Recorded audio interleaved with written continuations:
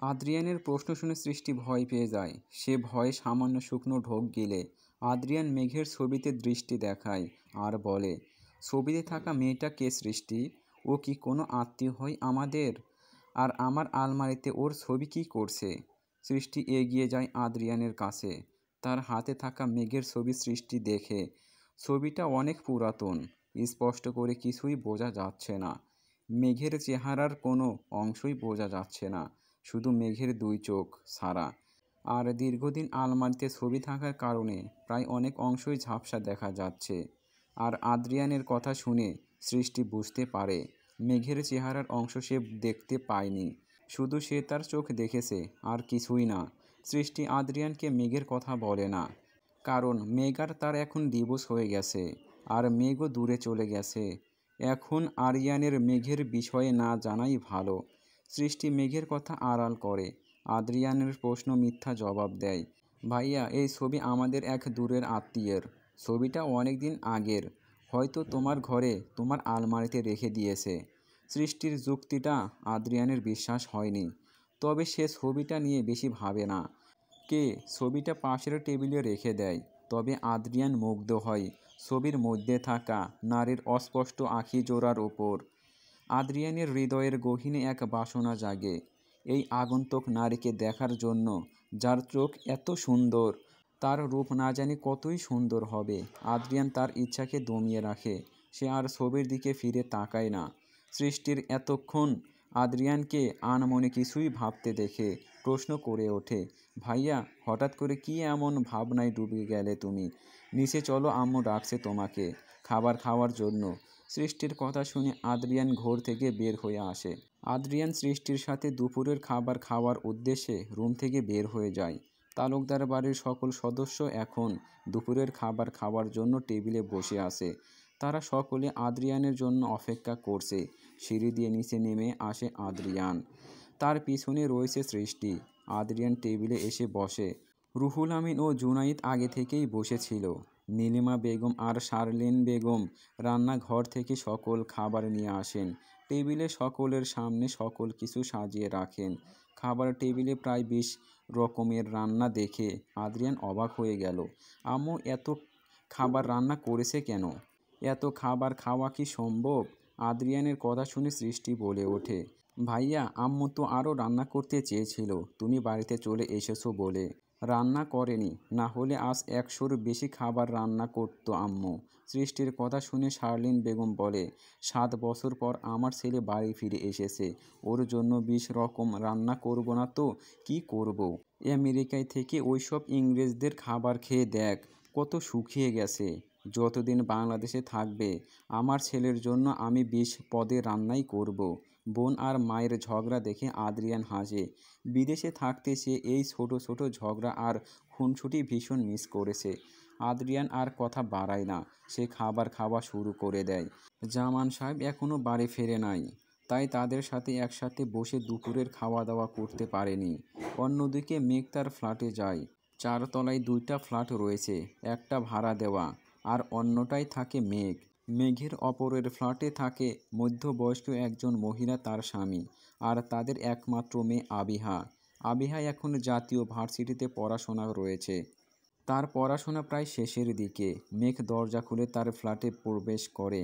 ফ্ল্যাটটা বেশ বড় আর ভীষণ পরিপাটি করে সাজানো। জামান সাহেব আগে থেকেই মেঘের প্রয়োজনীয় জিনিস ফ্ল্যাটে রাখার ব্যবস্থা করে রেখেছে। মেঘের ফ্ল্যাটটা সুন্দর হয়েছে, তবে চারদিকে কেমন জানি তার ফাঁকা ফাঁকা লাগছে। ভীষণ একাকিত্ব বোধ হয় মেঘের। মেঘ তো সারা জীবন একাই ছিল, তার সঙ্গী তো কেউ কখনো ছিলই না। মেঘ দীর্ঘশ্বাস ছাড়ে, তারপর তার ব্যাগপত্র নিয়ে ফ্ল্যাটের ভিতরে চলে যায়। ওয়াশরুমে গিয়ে ফ্রেশ হয়। দুপুরের খাবারের সময় হয়ে গেছে, আর প্রচুর ক্ষুধাও লেগে গেছে মেঘের। কিন্তু সে এখন কোথা থেকে খাবার পাবে? রান্নাঘরের দিকে এগিয়ে যায় মেঘ। যদি রান্নাঘরে বাজার রাখা থাকে, তবে সিম্পল সাধারণ কিছু রান্না করে খেয়ে নেবে। রান্নাঘরে যাওয়ার আগে মেঘের ফ্ল্যাটের দরজায় বেল বেজে ওঠে। মেঘ দরজা খুলে দেয়। দরজা খুলে দিতেই তার দিকে খাবারের বাটি এগিয়ে দেয় আবিহা।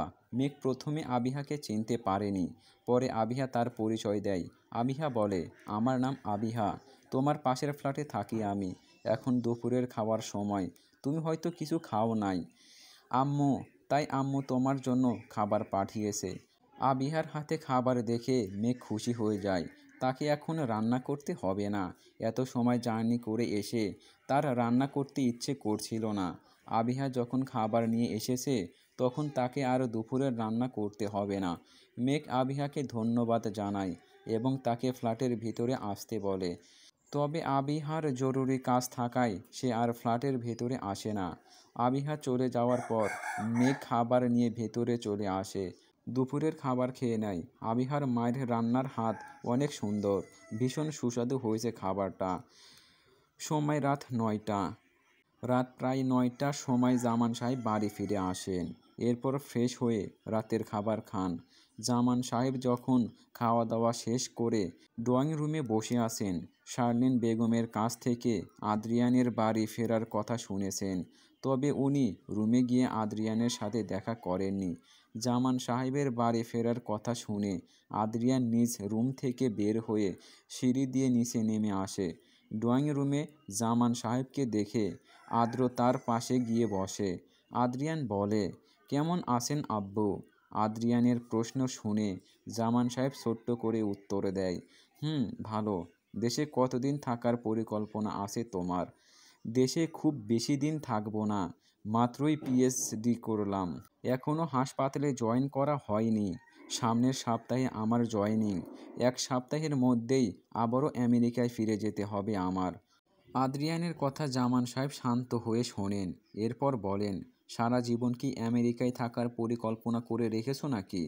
আদ্রিয়ান উত্তর দেয়, না, সারা জীবন না, তবে যতদিন না ক্যারিয়ার সেট হচ্ছে ততদিন আমেরিকায় থাকতে হবে। জামান সাহেব বসা থেকে উঠে দাঁড়িয়ে যান। এরপর রুমের যাওয়ার দিকে পা বাড়ায়। জামান সাহেব বলে, আদ্রিয়ান, জীবন তোমার, ক্যারিয়ারও তোমার। তুমি যা সিদ্ধান্ত নেবে তাই হবে। আমি আর কি বলবো। জামান সাহেব চলে যান। আদ্রিয়ান কিছু সময় ড্রয়িং রুমে শান্ত হয়ে বসে থাকে। জামান সাহেবের এমন ব্যবহারের কারণ সে জানে, তবে কিছু বলে না। আদ্রিয়ান কিছু সময় পর তার রুমে ফিরে আসে। প্রায় রাত 10টা। তালুকদার বাড়ি সকলে এখন আদ্রিয়ানের রুমের ভেতরে, কারণ আদ্রিয়ান আমেরিকা থেকে নিয়ে আসা সকল গিফট পরিবারের সকলকে দিচ্ছে আদ্রিয়ান। জুনায়েদ, সৃষ্টি, শার্লিন বেগম, রুহুল আমিন, নীলিমা সকলে তাদের গিফট পেয়ে খুশি। তখনই আদ্রিয়ানের রুমে প্রবেশ করে জামান সাহেব। জামান সাহেবকে দেখে আদ্রিয়ান বলে, আব্বু তুমি? জামান সাহেব বাড়ির সকলের দিকে তাকিয়ে এরপর আদ্রিয়ানের রুমের ভেতরে প্রবেশ করে। জামান সাহেব গম্ভীর গলায় বলে, তোমার সাথে জরুরি কিছু কথা আছে আমার আদ্রিয়ান। জামান সাহেবের সাথে আদ্রিয়ানের প্রায় 1 ঘন্টা আগেই দেখা হয়েছে। তখন জামান সাহেব তাকে কিছুই বলেনি।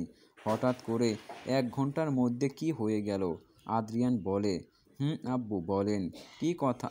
জামান সাহেব দেয়ালে ঝুলন্ত আদ্রিয়ানের ছবির কাছে যায়। ছবির নিচে টেবিলের ড্রয়ারে ডিভোর্স পেপার রাখা, যেখানে মেঘের সাইন করা। জামান সাহেব ড্রয়ার থেকে ডিভোর্স পেপার বাহির করেন।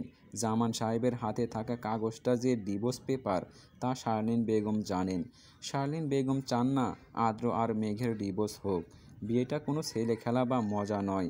আদ্রিয়ান যতই মেঘকে স্ত্রী হিসেবে না মেনে নিক, কিন্তু সত্যি এটাই, মেঘ তার বিবাহিত স্ত্রী।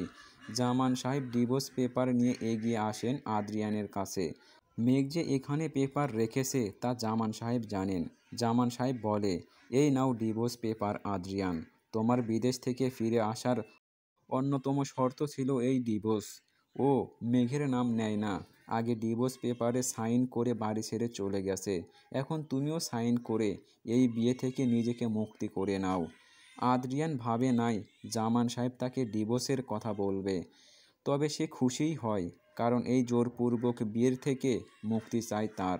আদ্রিয়ান ডিভোর্স পেপার হাতে নেয়। তার চোখ যায় যেখানে সাইন করা মেঘের লেখার দিকে, যার নাম মালিহা। মেঘের সম্পূর্ণ নাম মালিহা জান্নাত মেঘ।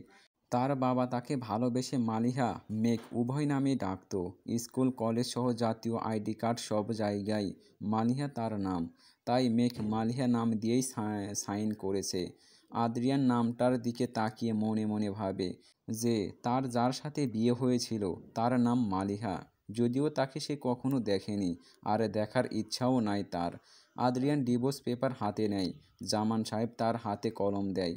শার্লিন বেগম কিছুতেই এই ডিভোর্স হতে দেবে না। অসম্ভব। তালুকদার বাড়ির বড় বউ মেঘ। একমাত্র মেঘের যোগ্যতা আছে এই তালুকদার বাড়ির আর তার ছেলেকে সামলানোর। শার্লিন বেগমকে কিছু একটা করে এই ডিভোর্স হওয়া থেকে আটকাতে হবে। আদ্রিয়ান ডিভোর্স পেপার টেবিলে রাখে, এরপর নিচু হয়ে বসে সই করার জন্য কলম নিয়ে যায় পেপারের কাছে। আদ্রিয়ান কাগজে মেঘের পাশে তার সাইন কর। এরপর কি হলো জানতে চাইলে কমেন্ট বক্সে জানান।